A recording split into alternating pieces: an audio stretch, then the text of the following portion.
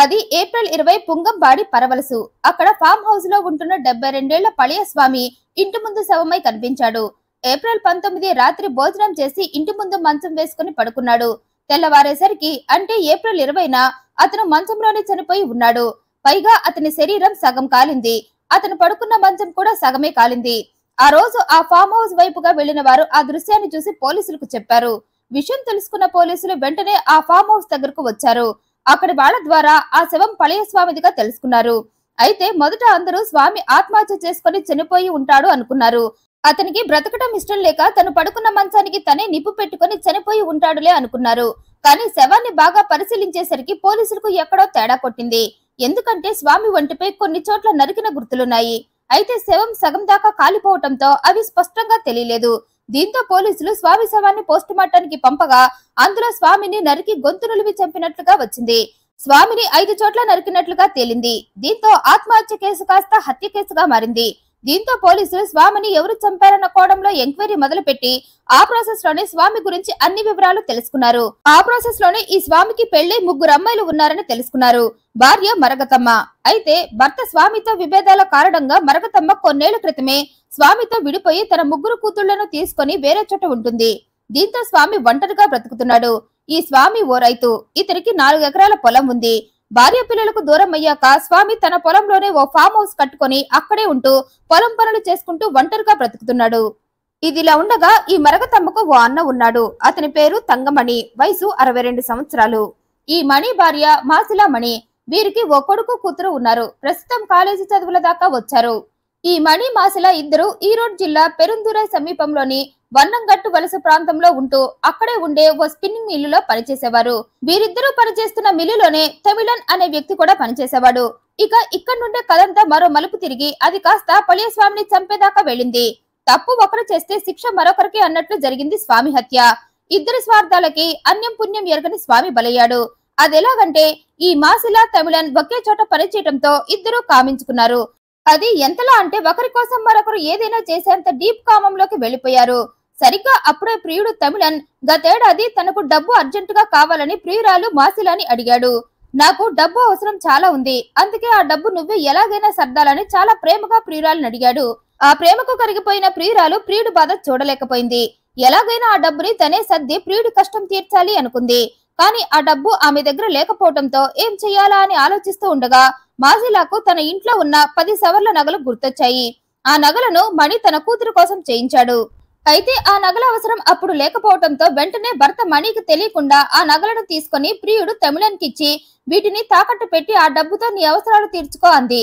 సరే అంటూ ప్రియురాలు చెప్పినట్లే ఆ నగలను తాకట్టు పెట్టి డబ్బు తీసుకుని తన అవసరాలు తీర్చుకున్నాడు ప్రియుడు.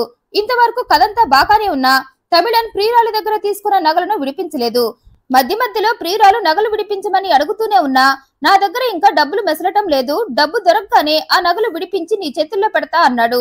అలా సంవత్సరం గడిచిపోయింది. అయినా ఆ నగలు విడిపించలేదు ప్రియుడు. ఈలోగా మాసిలా కూతురు పెద్ద మనిషి అయింది. దీంతో తండ్రి కూతురు ఫంక్షన్ చేయాలి అనుకున్నాడు. ఏప్రిల్ 24న ఫంక్షన్ డేట్ కూడా ఫిక్స్ చేశాడు. బంధువులందరినీ ఆ ఫంక్షన్ కి పిలిచాడు. అయితే ఆ ఫంక్షన్ చేయటం మాసిలాకి అస్సలు ఇష్టం లేదు. ఏ తల్లికైనా కూతురు ఫంక్షన్ చేయటం ఇష్టం లేకుండా ఉంటుందా అనుకోకండి. మాసిలాకి కూతురంటే ఇష్టం ఉన్నా ఆమె ఫంక్షన్ చేయటం ఎందుకు ఇష్టం లేదంటే భర్తకు తెలియకుండా కూతురి నగలు తీసుకుని ప్రియుడికిచ్చింది కాబట్టి.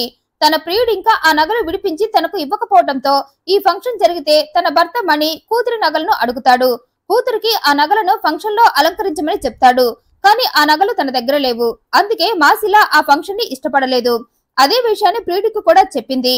ఈ ఫంక్షన్ జరిగితే నా భర్తకు ఇంట్లో నగలు లేవని తెలుస్తుంది. అలా తెలిసిన రోజున నన్ను వదలడు. అందుకే నువ్వు అర్జెంటుగా ఆ నగలను విడిపించుకురా అని అడిగింది. అయితే ప్రియుడు మాత్రం నా దగ్గర ఇప్పుడంత డబ్బు లేదు, నాకు ఆ నగలు విడిపించడానికి ఇంకా టైం పట్టుద్దన్నాడు. దీంతో మాసిలాకు ఏం చేయాలో అర్థం కాలేదు. పోనీ ఫంక్షన్ ని ఆపేద్దామా అంటే ఎందుకు అని కారణం చెప్పమంటాడు భర్త. అప్పుడైనా తను దొరికిపోతాను అనుకుంది. దీంతో ఏం చేద్దామని ప్రియుడితో సంప్రదింపులు చేసింది. ఎలాగైనా ఈ ఫంక్షన్ ని ఆపితే ఆ నగల విషయం బయటకు రాకుండా ఉంటుందంది. దీంతో బాగా ఆలోచించిన తమిళన్ మీ ఇంట్లో దగ్గర బంధువు ఎవరైనా చనిపోతే ఈ ఫంక్షన్ ఆగిపోతుందని సలహా ఇచ్చాడు. ఆ సలహా మాసిలాకు కూడా బాగా నచ్చింది. దీంతో వెంటనే అయితే ఎవరిని చంపేద్దామంది. మీ దగ్గర బంధువులు ఎవరో బాగా గుర్తు తెచ్చుకుని చెప్పమన్నాడు. కొద్దిసేపు బాగా ఆలోచించిన మాసిల తన భర్త మణి చెల్లి మరకతం భర్త పళయ స్వామి ఆమెకు గుర్తొచ్చాడు. ఇద్దరు బావమరుదులే కావటంతో బావ స్వామిని చంపితే ఖచ్చితంగా భర్త మణి ఈ ఫంక్షన్ ని ఆపేస్తాడు అనుకుంది. అదే విషయాన్ని ప్రియుడికి చెప్పింది. అది విన్న ప్రియుడు కూడా డన్ అన్నాడు. అయితే ఇక్కడ మాసిల ఈ నేరంలో తన 17 ఏళ్ల కొడుకును కూడా లాగింది. కొడుకును ఒప్పించి స్వామిని చంపి అతని ఇంటిని దోచేద్దామంది. మొదట కొడుకు ఒప్పుకోకపోయినా తల్లి బలవంతంతో స్వామిని చంపడానికి ఒప్పుకున్నాడు. అలా ఏప్రిల్ 19న ముగ్గురు కలిసి రాత్రి భోజనం చేసి తన ఫామ్ హౌస్ లో నిద్రపోతున్న స్వామి దగ్గరకు వెళ్లారు. స్వామి తన భర్తకు బావ మరియు ఒంటరిగా ఉండటంతో అతన్ని చంపడం చాలా ఈజీ అనుకుని స్వామిని సెలెక్ట్ చేసుకుందామే. అందుకే ముగ్గురు కలిసి నిద్రపోతున్న స్వామి దగ్గరకు వెళ్లారు. ఒకేసారి ముగ్గురు స్వామిపై దాడి చేసి అతను అరవకుండా చేసి స్వామిని బాగా కొట్టి నరికి గొంతురులిమి చంపేశారు. చంపాక తమిళన్ ముందుగానే స్వామిని చంపాక శవాన్ని కాల్చాలని వెంట కిరోసిన్ తెచ్చుకోవటంతో దాన్ని స్వామి శవంపై అతను పడుకున్న మంచంపై పోసి నిప్పంటించాడు. అయితే స్వామి శవం అతను పడుకున్న మంచం సగం కాలిపోగానే వాళ్ళంతా వెళ్లిపోయారు. అయితే పోతూ పోతూ ఇంట్లో ఉన్న 2500 రూపాయలను ఈ తల్లి కొడుకులు ఇద్దరు దోచేశారు. మరి కొడుక్కి స్వామి ఇంటిని దోచేద్దామని చెప్పే తీసుకొచ్చింది కదా, అందుకే కొడుక్కి అనుమానం రాకుండా స్వామిని చంపేసి అతని ఇంట్లో ఉన్న 2500 రూపాయలని తీసుకొని వెళ్లిపోయింది. మరి ఆ డబ్బుతో తనే ఓ పెద్ద బిల్డింగ్ కడదామనుకుందో లేక కొడుకే ఓ పెద్ద బిల్డింగ్ కట్టుకోవాలనుకున్నాడో కానీ ఆ డబ్బును తీసుకొని ఇద్దరు వెళ్లిపోయారు. అయితే స్వామి మరణ వార్త తెలిసిన అతని భార్య మరగతం, ఆమె అన్న అంటే స్వామి బావమరిది మణి, మిగిలిన బంధువులందరూ అక్కడికి వచ్చారు. అప్పుడే మణి తన బావ మరణంపై తనకు అనుమానంగా ఉందని, అతను ఆత్మహత్య చేసుకునేంత పిరికివాడు కాదని, అసలు అంత అవసరం అతనికి ఏం లేదని కేసు పెట్టాడు. అప్పటికే పోలీసులకి కూడా శవాన్ని చూసి అనుమానం రావటంతో స్వామి శవాన్ని పోస్టుమార్టం చేయించగా అతనిది హత్య అని తేలింది. దీంతో ఇక అప్పటి నుండి స్వామిని ఎవరు చంపారని ఎంక్వైరీ స్టార్ట్ చేశారు. స్వామిని ఫామ్ హౌస్ కి వచ్చి చంపారంటే ఖచ్చితంగా ఇది దగ్గర వాళ్ళు చేసిన పనే అని స్వామి బంధువులందరినీ విచారిస్తూ పనిలో పనిగా మణి భార్య మాసిలాని కూడా విచారించారు. అయితే ఆ విచారణలో పోలీసులకు మాసిలాపై అనుమానం వచ్చి ఆమెపై దృష్టి పెట్టారు. అప్పుడే వారికి ఆమె ఎఫ్ఐఆర్ గురించి తెలిసి ఆ ఎఫ్ఐఆర్ కి స్వామి హత్యకు ఏమైనా సంబంధం ఉందా అని మాసిలాను తమ స్టైల్లో విచారించేసరికి నిజాలు మొత్తం కక్కేసింది మాసిలా. తనకు తమిళన్తో ఉన్న ఎఫ్ఐఆర్ దగ్గర నుండి అతనికిచ్చిన నగల వరకు కొడుకును ఒప్పించిన స్టోరీ మొత్తం పోలీసులకు చెప్పింది. తన ఇంట్లో దగ్గర బంధువు చనిపోతే ఇంట్లో ఫంక్షన్ ఆగిపోతుందని, అప్పుడు తన ప్రియుడికి ఇచ్చిన నగల విషయం బయటకు రాదనే స్వామిని మేమిద్దరం కలిసి చంపేశామని చెప్పింది. నా కొడుక్కి స్వామి ఇంటిని దోచేద్దామని చెప్పి హత్యకు ఒప్పించానంది. నేరం ఒప్పుకోవటంతో పోలీసులు మాసిలా మణితో పాటు ఆమె ప్రియుడు తమిళన్ 17 ఏళ్ల కొడుకుని అరెస్టు చేశారు. మాసిలా మణి చేసిన ఈ పనిపై మీ అభిప్రాయాన్ని కమెంట్ రూపంలో తెలియజేయండి. మరింత ఇంట్రెస్టింగ్ అండ్ జెన్యూన్ ఇన్ఫర్మేషన్ కోసం ఈ వీడియోని లైక్ చేయండి, షేర్ చేయండి, మా ఛానల్ సబ్స్క్రైబ్ చేయండి. Thanks for watching.